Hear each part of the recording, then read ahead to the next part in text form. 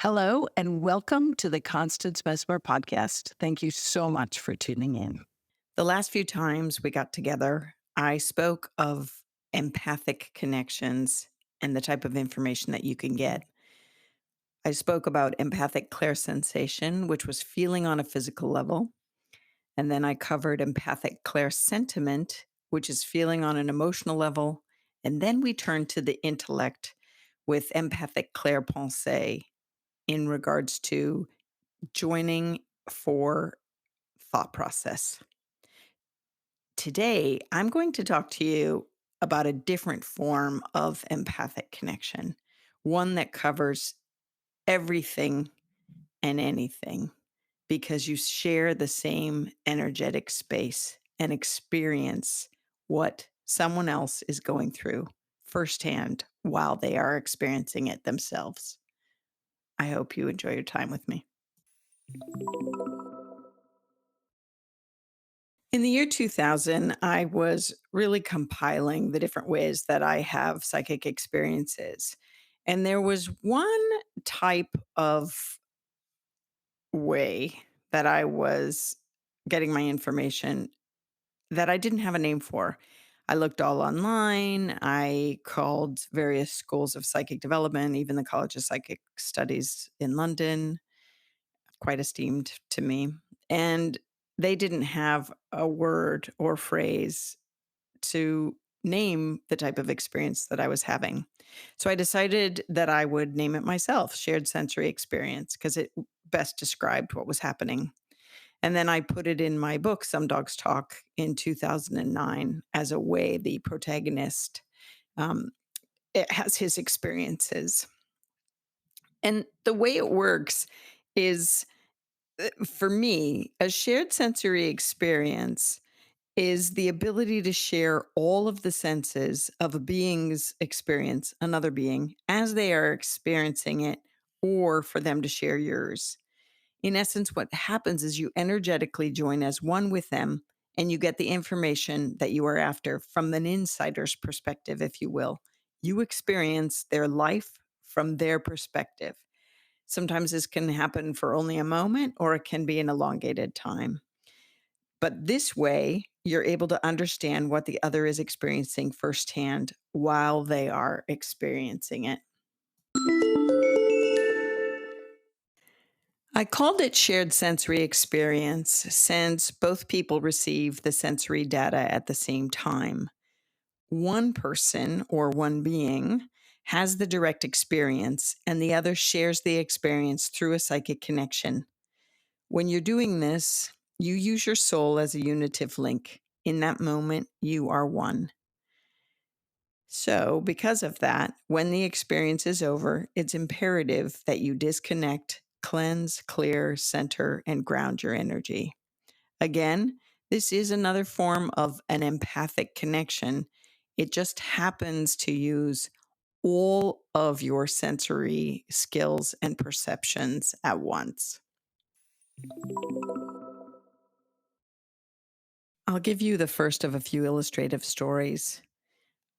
My friend at the time, Rick, was looking in the newspaper and he always used to quiz me on my capabilities and push me, actually. It was very beneficial for me. Lovely soul, lovely man. So he said, "What am I looking at?" without me being able to see what he was looking at in the paper. And what I did is I looked through his eyes, through shared sensory experience.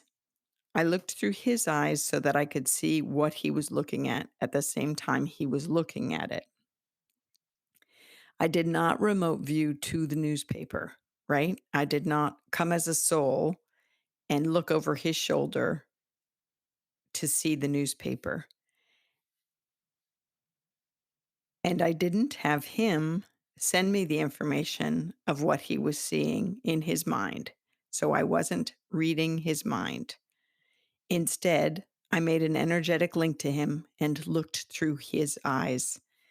And what I said was a Ferris wheel with spokes. And what he said was That's close. It's actually 2 astrological charts, and the astrological charts looked like a double Ferris wheel on the page, and the spokes that I saw in the of a Ferris wheel type thing were actually the houses, the 12 houses in each of the 2 wheels. Oh my gosh, I misspoke. Listen, when that happened and Rick asked me, I actually said, "A double Ferris wheel. I see you looking at a double Ferris wheel." And then he said, "Wow, close. It's, 2 charts, 2 astrological charts, and they happen to look like a double Ferris wheel on the page." Sorry about that. Oh my god, my brain. I'm so sorry. Fast forward years later, and I have a family, and we're in town. And my middle son went missing. My middle son is pretty, this is normal for him to run off and kind of do his own thing. He's very adventuresome and independent, still is very adventurous. So he was gone, couldn't find him. We live in a small community, so I wasn't too worried, but I was still worried. He was, I don't know, between 9 and 8 and 11, maybe, probably closer to 9. I don't know. Anyway, point being, we couldn't find him. And my father said, "Look through his eyes." And I was like, "Oh my God, Dad, great idea." I had forgotten about what I had done with Rick at the kitchen table years prior, but I love my dad. He's always like, encouraging me to go further in my work. So Dad says, "Look through his eyes." So I did. I immediately zoomed into him using shared sensory experience. And I saw that I was doing a driving game and that I heard the sounds around me. I was immediately aware that I was in the game room. A lot of people, uh, the bings of all the game machines, all those, electronic games and everything. And I saw myself through my son's eyes at the same time that he was looking at the game, I was looking at the game. I was in the body as him. That was my direct experience. I turned to my dad and said, "He's in the game room upstairs. I know exactly where he is." So we took off, and right there he was, just as easy as that. And, it was fabulous, really. And I didn't, again, remote view. I didn't look around to say up into the ethers and up into the heavens, "Where's Andre?" I didn't ask any voices, "Tell me where my son is." I didn't go to the family angel or his guardian angel and say, "Where's Andre?" I immediately just, like, looked through his eyes. So I want you to know that I did this straight with intention. That's all I used. I didn't close my eyes. I didn't sit there and open up my chakras. I didn't take a cleansing breath. I did no special preparatory steps. I just looked. My eyes were open. It was with the intention of looking through Andre's eyes. And that was that, my son's eyes. In the animal medicine cards, I remember once coming across this write up that said, "It's the kind of power that comes from the idea of unity and of each being having within itself a part of all other beings. It is the law of oneness." I guess if I were asked, "How do you think you're able to do the shared sensory experience?" I think it's because I believe I can, with no hesitancy. And I do believe in oneness, and I believe we're capable than far more experiences than we have in the physical realm. Obviously, I believe that. And I just think we're magnanimous, all of us, and I think we can all do this. When I was young, I used to have shared sensory experiences all the time because I would shapeshift and I'd be in 2 places at once. My body would be, in my bed or in my house, but I would often observe something far away through the eyes of a bird. I did that a lot with birds. I did it as constantly as a child with animals. What's it like to be you? And next thing you know, I was in their body feeling what it was like to be in their body and experiencing their world in their life. I do want you to know that it's different than channeling. Okay. Channeling is when you allow another being to take over your body so that they can speak and act through you. A shared sensory experience is not a psychic takeover experience, right? Especially because with a shared sensory experience, you're going into it and you're going into them. It's not the other way around. And I should have asked my son, did you have any odd feelings when you were playing that game? Did you have any blips in your ability to see the board or anything? I'm gonna guess probably not, because I think that the boyfriend, Rick, back before looking at the newspaper, he would have said he had an experience. But I do it like he felt a sensation because he just was aware like that. But I do this when I do the shared sensory experience, I do it pretty quickly. So it's just to go in and get the information. And it's just a whole other way of getting the information or, finding your lost kid that you've lost and he wasn't lost. He's like, Mom, I wasn't lost. I'm like, yeah, yeah, yeah. Oops, I didn't mean the word shape-shifting, because shape-shifting is like to change my form, and it's not that at all, because I don't change my form. I'm just standing there with my eyes open, and I'm also somewhere else at the same time, having a full-on experience of what someone else is experiencing, whether they're, animal or human. So it's not shape-shifting. Oops, sorry. I don't do that. What happens in a shared sensory experience is you are literally sharing the same psychic space. You experience life from the other being's perspective, if only for a moment. And the closest way to explain this is that you shift your awareness to them with the intention of knowing or sharing their experience.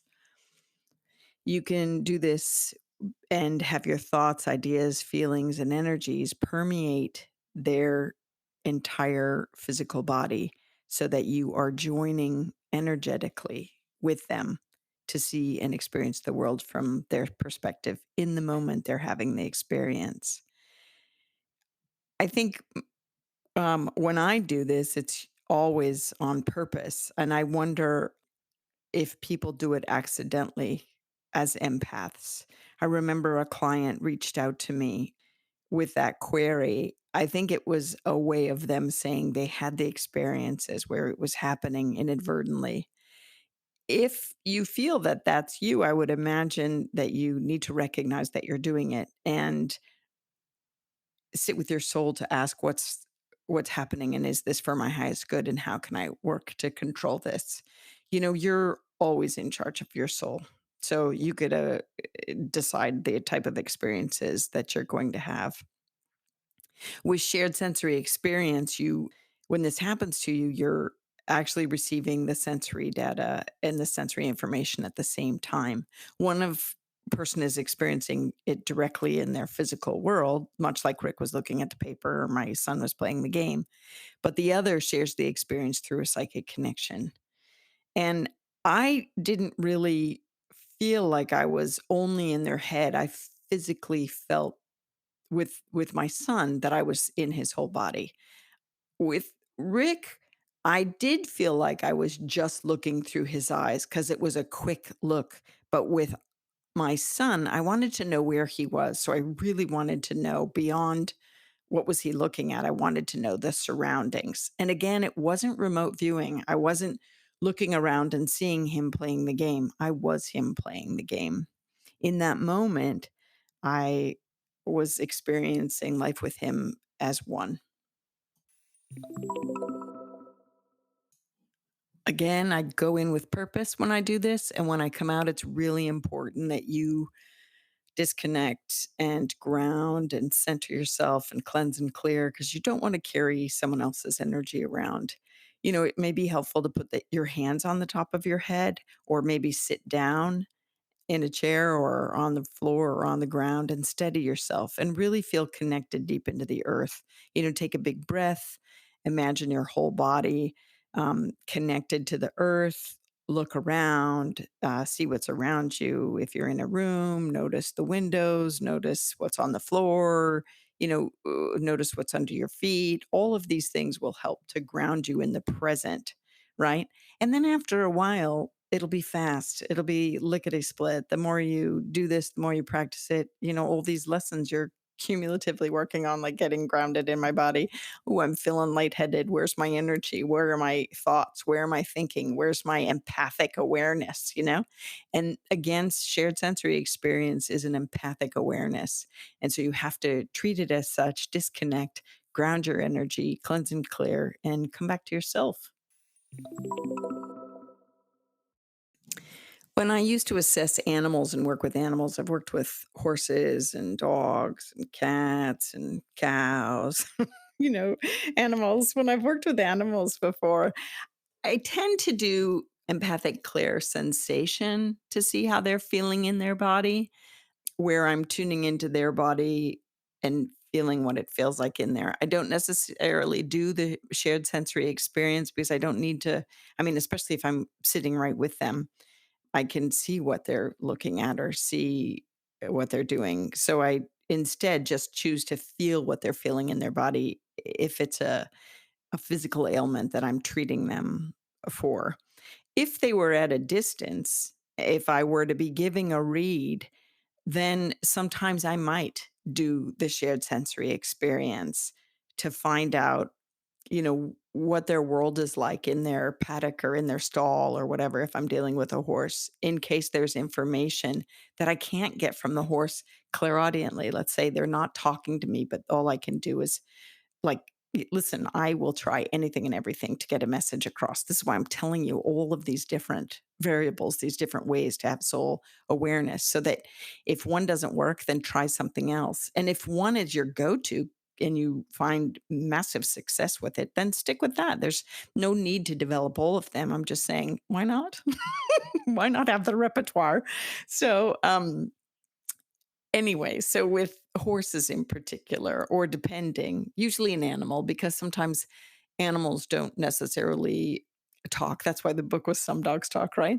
Because even with horses, sometimes they will communicate in pictures or communicate in words, or I have to go, like, listen, I'm coming aboard and I'm going to go into their space to see what it's like, what it feels like to be them, how they're feeling, where they're feeling it, what's the emotional content, what's the smells around them. And I have used shared sensory experience at a distance so that I can find out more information depending what I'm after. Okay, here's my fine tooth comb. Where all the other clairs, not empathic, but clairs, clairvoyance, clairaudience, clairsensation, clairsentiment, clairgustance, clairolfactory, all those ESPs, extrasensory perceptions, right? Those are all from an outsider's perspective, because you are not sharing the space. But shared sensory experience is from an insider's perspective, because you are in it, experiencing it from their space, right? Do you understand that? And shared sensory experience in that way is similar to the empathic connections, the empathic clair sensation and empathic clair sentiment, empathic clair pensée, because both of those, shared sensory experience and empathic connections, you are getting information both of these ways by sharing the energy space of another. Don't you love that? So you see, all the clairs otherwise on their own are from an outsider's perspective. All the empathic in the shared sensory experience, insider's perspective. It's cool, right? I would love to teach this in college or high school or grade school. Oh my God. I've taught kids classes and they're really fun because they're really open to it. And then I just think it would be fabulous. In my book, Some Dogs Talk, Tony talks about there should be classes in vet school, right? Yeah. Okay, I've taken this topic for now as far as I want to with shared sensory experience. I invite you to try this on your own at home, whether you choose to try to look through someone else's eyes or completely from a distance, see where they're at and what they're up to by making this unitive link with just intention, right? In any event, definitely disconnect and clear and ground and center in your own body so that you're not walking around having their shared experience for any longer than your intentional time is set. I wish you great luck with this adventure, right? Thank you so much for listening with Constance Messmer. And always, always, thank you for tuning in. Legally speaking, this podcast is presented solely for educational, spiritual, and entertainment purposes. It is not intended as a substitute for medical diagnosis, treatment, or the advice of a physician, psychotherapist, or other qualified professional. You should not use this information to diagnose or treat a health problem or condition. Always check with your doctor. Thank you. Thank you for joining us today. If you've enjoyed this episode with Constance Messmer, we'd like to encourage you to continue your spiritual journey with this next episode.